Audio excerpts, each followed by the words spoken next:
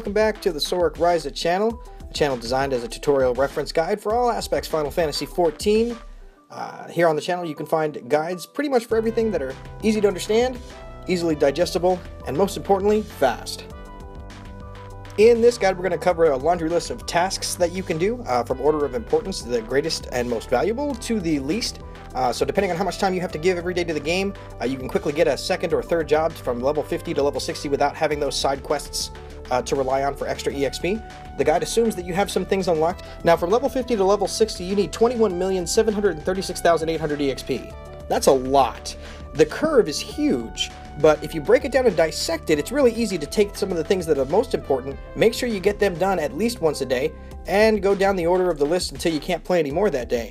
You're going to find that you're going to get EXP so fast that depending on how much you play, you'll be able to level from 50 to 60 in as little as 7 days, and on average, most people get done in about 10. So we're going to take just about 22 million EXP number, put it up in the corner here, and as we go through, we're going to count down, get down to that 0 EXP, level 60. We're going to divide the guide into two sections. The first section is going to talk about things that you should be doing every single day, no matter what. The second section is going to be some of the cream of the crop stuff that you can add if you have time at the end of your must-dos. So the first of the must-dos comes out of the roulettes is leveling roulette. Leveling roulette is your most viable way of gaining EXP. It guarantees you at least 10% of all the EXP that you need for your bar. On top of doing the roulette version, you should also manually choose the highest level Heavensward dungeon that you can choose for your level. These two things are must-dos every day. While you're waiting on that duty funder to pop for your leveling roulette or your manual choice, you want to go ahead and grab those Centurio hunts, all 3 tiers, and go out and start running around and killing those mobs. Obviously, if you're on a tank or a healer job, you're going to duty finder pop a lot quicker, so do it in between. While you're out doing your Centurio hunts for EXP, make sure you take at least 1 fate a day from a zone within your level range so that you can start moving that fate challenge log. Now we're going to push the math in this guide, assuming the average, which is 10 days. Over 10 days, if you take leveling roulette once a day and you choose the highest possible Heavensward dungeon that you can pick once a day, you're going to net a total of 4.5 million EXP. From the Centurio hunts, you're going to get 4.1 million EXP. That's a big chunk of change, total 8.6 million coming off of that number, bringing what we need to get you to level 60 in 10 days down to just 13 million EXP. The next daily item that shouldn't be skipped and should be done once a day is your high-level roulette. The high-level roulette is pretty interesting. Depending on your level, you're going to get a blanket EXP amount. If you do it in the 10 days, the high-level roulette is going to net you 2.2 million experience points. The main scenario roulette, which is something I also recommend you do every day, will net you another 2.2 million EXP, so we're going to take 4.4 million off of that total. And all you run is 4 dungeons. The next daily activity that comes off of the roulette tables is the trial roulette. 10-minute fights every day. That'll net you in 10 days 1.3 million experience points over the average, so definitely want to take advantage of that. That brings our total just below 7.5 million experience points to get to level 60 in 10 days. Now, let's not forget about Guildhouse Roulette. Yes, I said Guildhouse Roulette. Guildhouse Roulette really won't get you a lot. Over the 10 days, you'll get 300,000 experience points, but they're really easier to do than a Fate. And the big thing about the Guildhouse Roulette is you're going to get challenge log EXP, so you definitely want to do once per day, get your check mark. That does it for the roulette table in 10 days.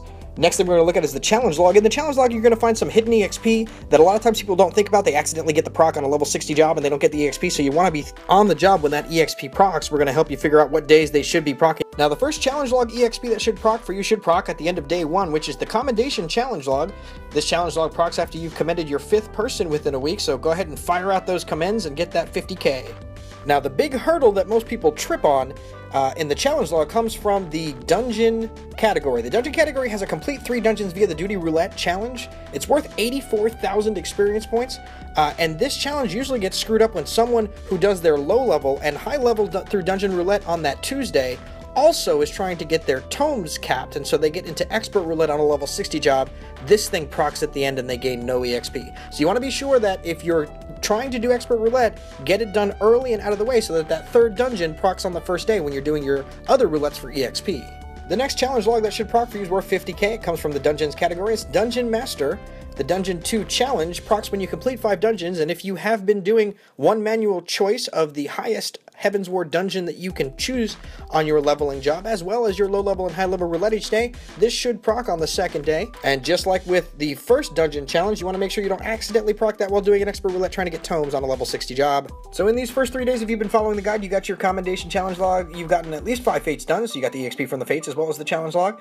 You finish your 2 dungeon challenge logs and your first Guildhouse challenge log, totaling a tally of 412,900 experience points, so we're going to take that off of the total here and see that we've got just about 7 million left to go. Now there's two ways you can use battle levs to whittle down that EXP bar. The first way would be to once a day take a battlecraft lev in your level range and slowly move that challenge log forward. The second way would be when you know you have a day that you have more time, sit down and just grind them out. The first challenge logs are going to give you 84,000 experience points, plus an average of about 75,000, assuming you started at level 50.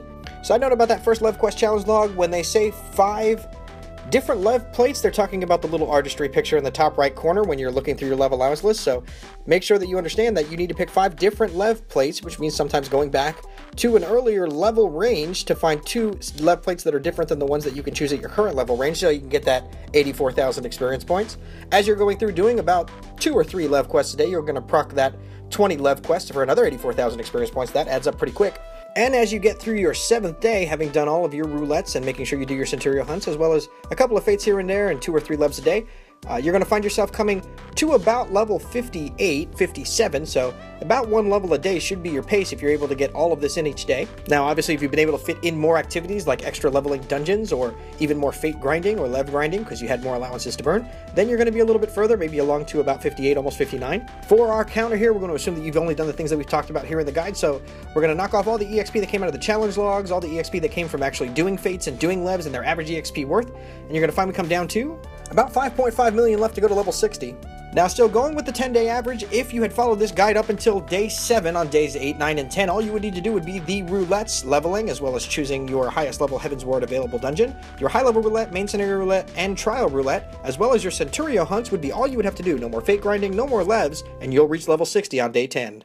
And that does it for our level 50 to 60 EXP guide. Obviously, the 10-day average is just an average. If you have more time to grind out fates and levs or more time to do more dungeons, then by all means, go ahead and smash the average and get it done in 7 days. Heck, get it done in 6 days.